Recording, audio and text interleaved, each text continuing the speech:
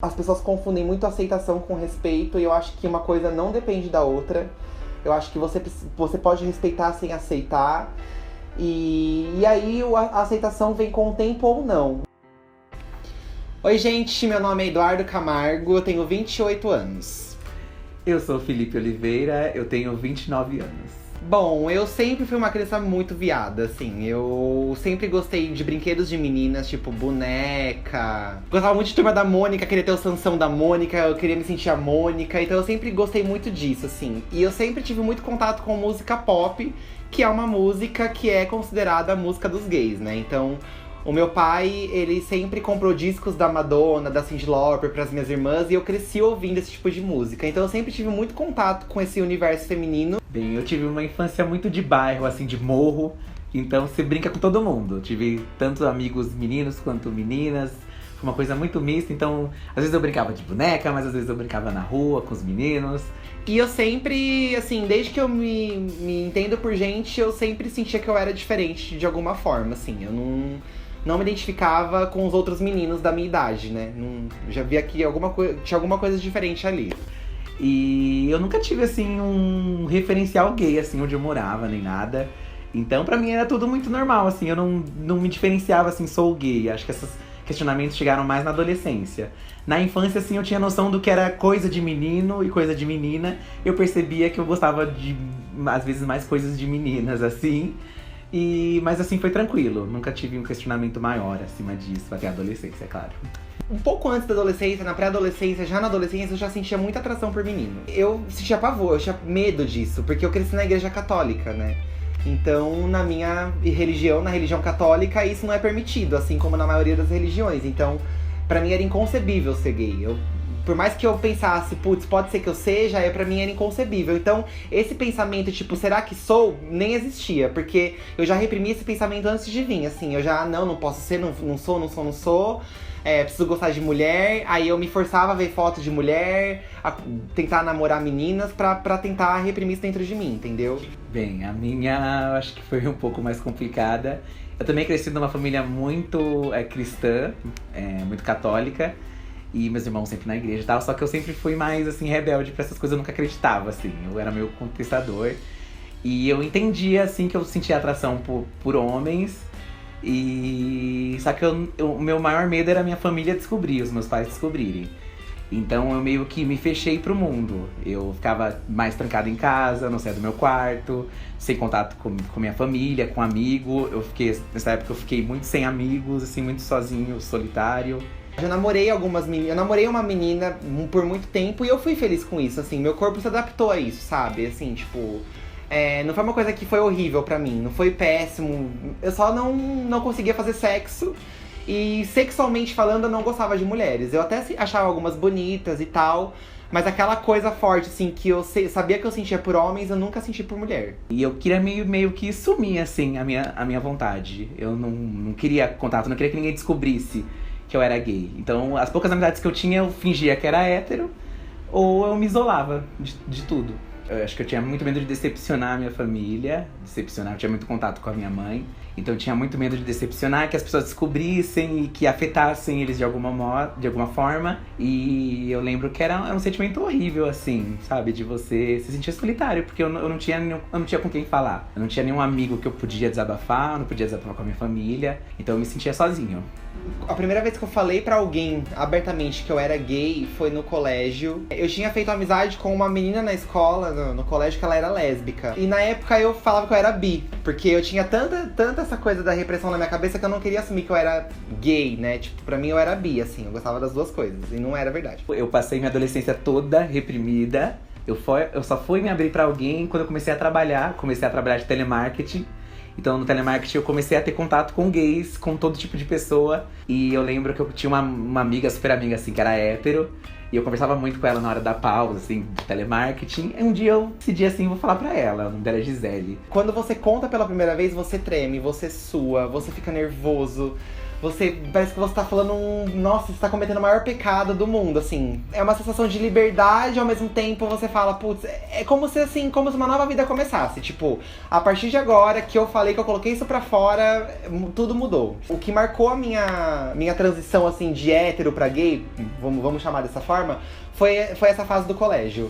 Que eu contei, que aí depois eu fiquei com o primeiro menino, que aí eu vi que era isso mesmo, que aí eu terminei de vez com a minha ex-namorada, que eu falei, não quero mais. Então, assim, o colégio marcou muito pra mim por conta disso. Quando eu contei pra ela, eu me senti assim uma outra pessoa. Foi um alívio gigantesco, assim, na minha vida. Ela brincou comigo, assim, a gente brincava muito quando ela falou, você acha que eu não sabia? Você acha que eu não sabia?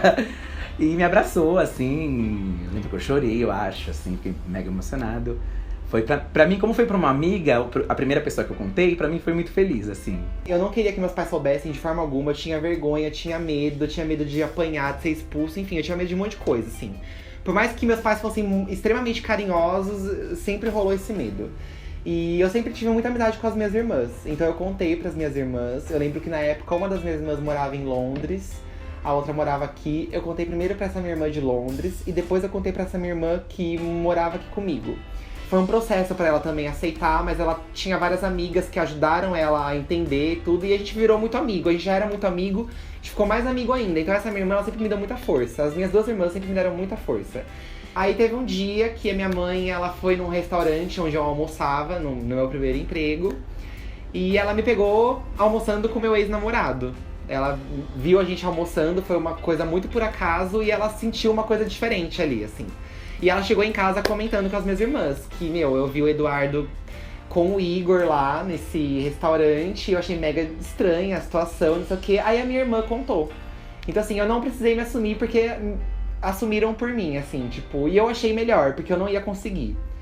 Bem, pra mim foi um pouco traumático o meu processo. Quando eu comecei a trabalhar e me assumir, eu comecei a viver mais minha vida, ir pra balada. E nisso eu conheci meu primeiro namorado. E um dia eu convidei ele pra ir na minha casa como se fosse um amigo. Depois da balada, assim, vamos lá pra minha casa, fala que você é um amigo e tal. Ele dormiu na minha casa, só que minha mãe achou muito estranho, porque eu nunca tinha levado nenhum amigo pra dormir em casa. E ele tinha muitos trejeitos, né? Não que eu não tivesse também, mas mãe, você sabe, né? Mãe finge que não vê. E ela achou estranho, ela me chamou na sala assim e perguntou: o que tá acontecendo? Quem é esse cara que trouxe aqui em casa? E assim me veio uma coragem imensa e eu falei: ele é meu namorado. Aí nisso foi um caos tremendo, meu pai me falou um monte de coisa. Tipo, eu não podia levar o namorado em casa, ela não gostava de saber que eu tava andando com outros gays ou com outras lésbicas. Eu não podia falar de música de gay, enfim, eu não podia usar uma calça apertada, que minha mãe ficava revoltada. Então, eu tive um problema de aceitação muito grande da parte dela. Já meu pai já foi bem o contrário, assim. Meu pai foi super sossegado, meu pai ajudou a minha mãe a entender, a aceitar. O namorado ficou no meu quarto, e minha mãe começou a falar um monte de coisa. Meu pai falou aqueles textos básicos de eu preferia que fosse um bandido, e essas coisas.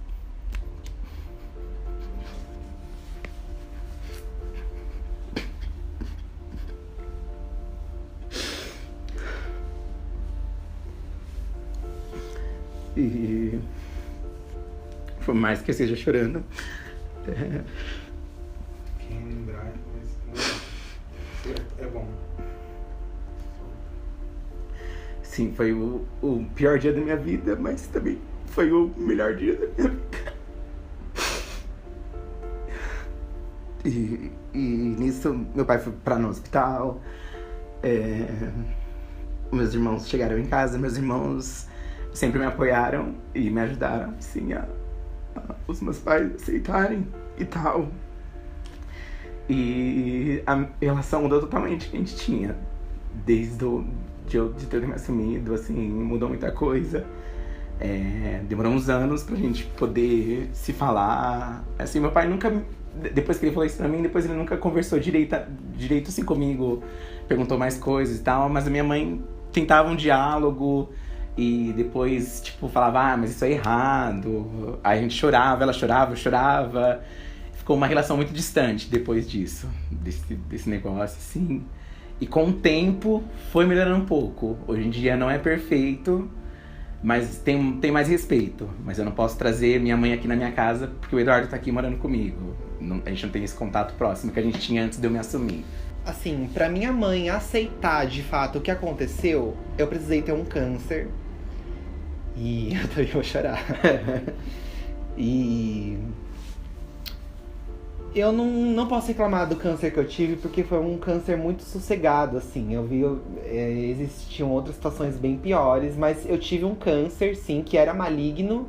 Eu fiz uma cirurgia pra retirar esse câncer e depois eu tive que fazer 2 quimioterapias pra poder prevenir, né, que outras coisas acontecessem. E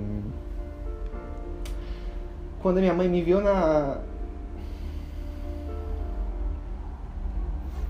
Quando a minha mãe me viu na cama do hospital operado, ela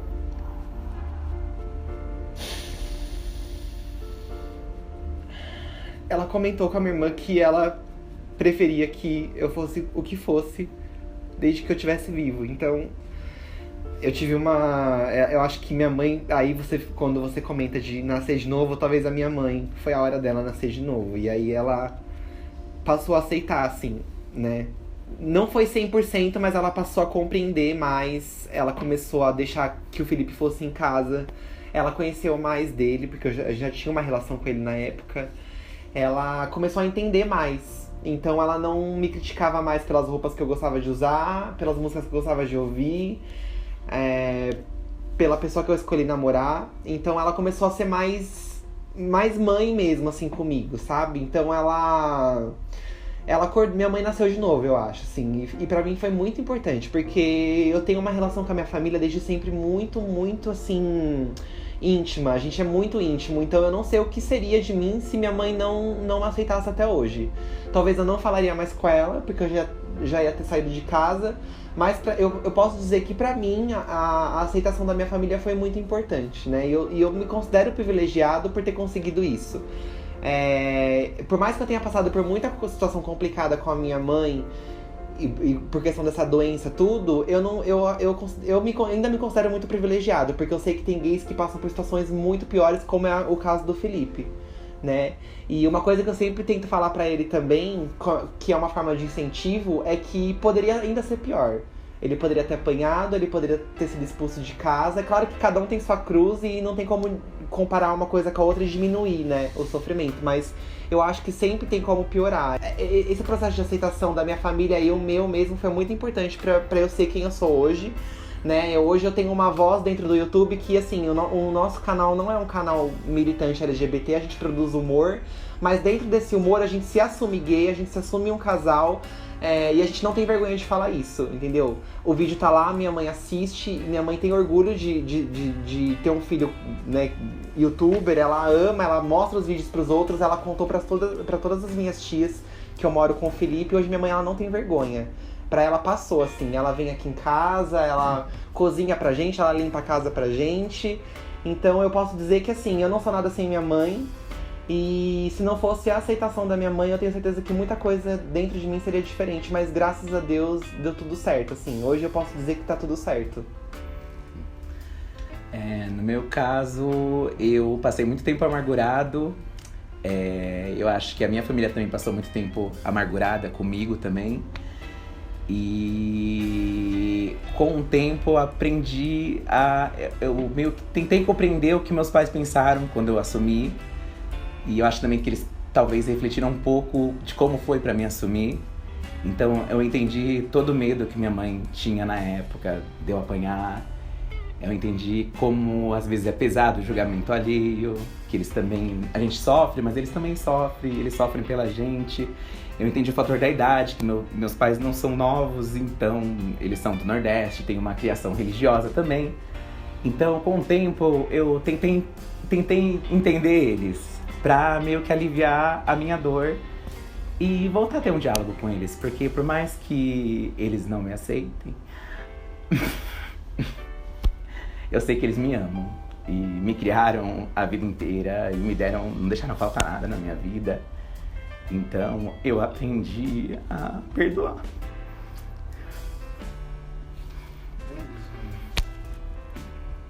difícil. Pode se abraçar. Vem cá. Tá? Também.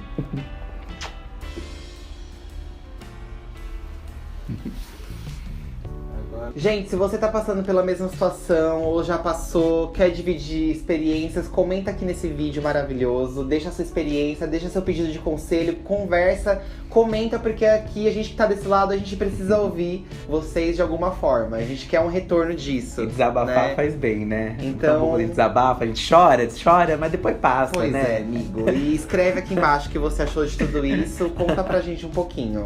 Sim. Sem se esquecer também, gente, de adquirir esse livro maravilhoso, que a gente já tá com o nosso aqui, ó. Loja da Google Play tem, ou diretamente no site guardenoarmario.com. E não se esqueça, gente, de se inscrever nesse canal maravilhoso. Se inscreve aqui no canal. Gente, esse canal é maravilhoso, você vai encontrar aqui muitas experiências, você pode dividir suas experiências e tudo é uma troca. E se inscreve no nosso canal também, youtube.com/divadepressão, lá você vai rir muito, eu prometo. Você vai ficar bravo, porque às vezes você vai ficar bravo um pouquinho, né? Porque a gente mexe ali com a ferida. Mas é muito divertido, vai pra lá que você vai se divertir, eu garanto. Beijos!